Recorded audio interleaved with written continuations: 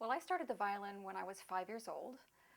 We did have an old small violin up in the closet that my parents took out and showed to me at one point, which had belonged to a relative, and I just thought that was very, very interesting. And but I was sort of quiet and I didn't say anything about it for a while.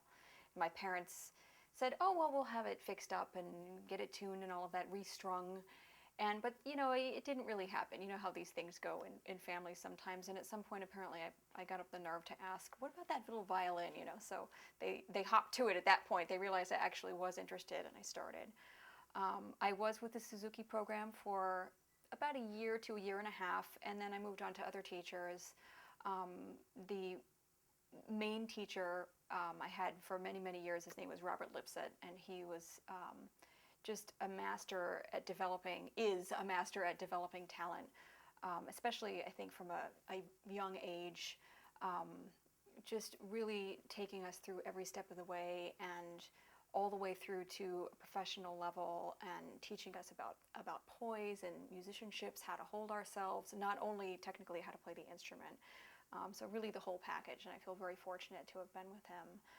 I've been with the Philharmonic for 13 years now, and from day one I was so impressed by all of my colleagues, and the most incredible bunch of musicians. I do have a special relationship with Glenn. We are stand partners much of the time, and my role and my job in the orchestra actually does change when he's there as opposed to when he's not. When he is playing, I am very much in a supportive role.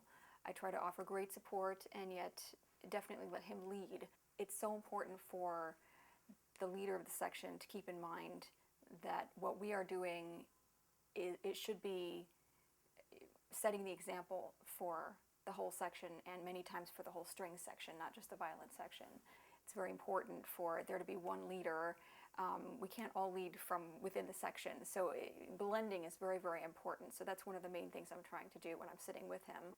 When he's not there, of course, I'm in that seat, and it's my job to lead, and I certainly do that to the best of my abilities.